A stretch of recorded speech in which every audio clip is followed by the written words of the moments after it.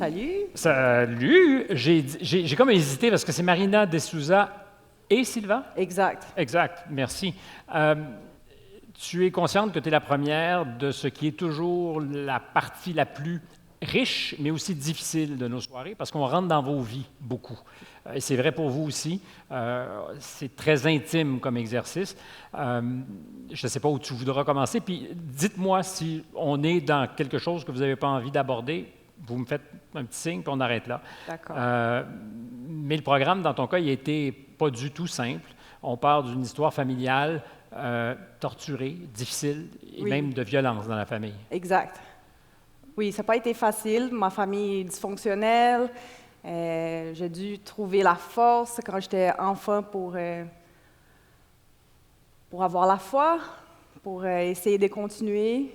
Et à travers les théâtres, j'ai trouvé les moyens pour m'en sortir un peu, pour sortir de ces milieux-là.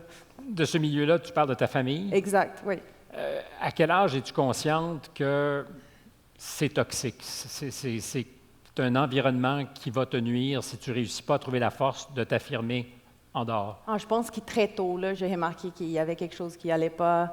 Et c'est ça, c'est les théâtres qui m'ont sauvée. J'ai aimé ça parce que je pouvais être des personnages puis vivre une autre histoire, exact. Une autre vie. Pas moi-même, oui. Ça fait combien de temps que tu es au Canada? Parce Ça fait 11 ans. Du Portugal?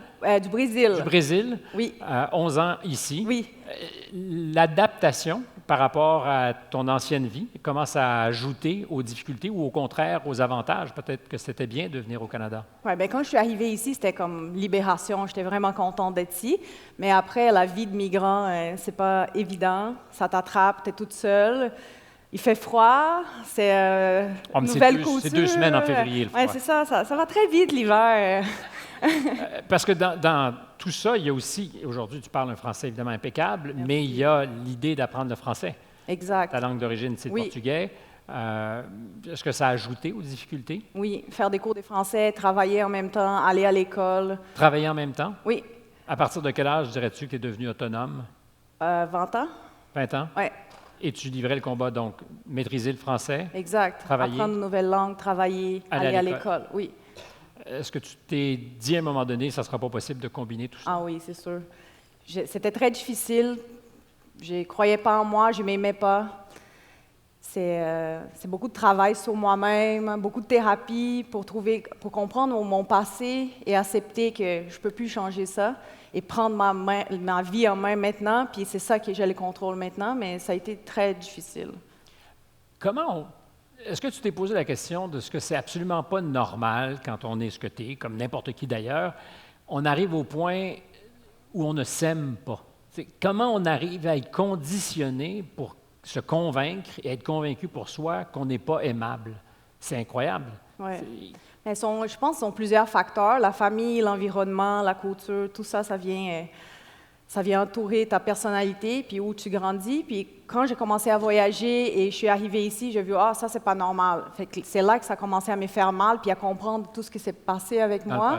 Exact. Puis c'est là que ça me faisait vraiment mal, puis c'est là que je me suis perdue, vraiment. Je commençais à faire de la drogue, je me suis rendue dans des places que je n'étais pas contente, je n'étais pas fière de moi, j'avais comme de la rage dedans de moi.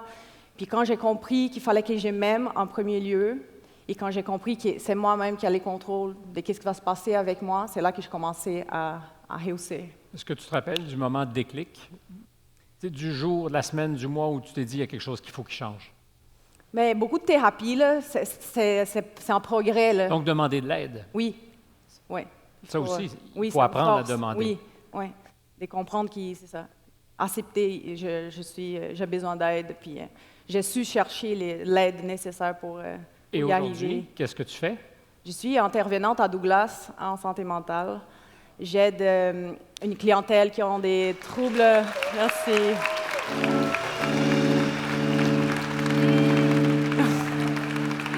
Ouais. C'est des gens qui ont des troubles en santé mentale graves et persistants, surtout troubles du spectre de la schizophrénie, troubles bipolaires et troubles psychotiques. Ce sont des gens qui sont judiciarisés souvent et qui consomment beaucoup de substances. Donc, tu comprends une partie de leur expérience aussi. Oui, je comprends, puis je suis là quand vous allez réussir, parce que si j'ai réussi, vous êtes capable aussi. Yes! Oui. Merci. Merci.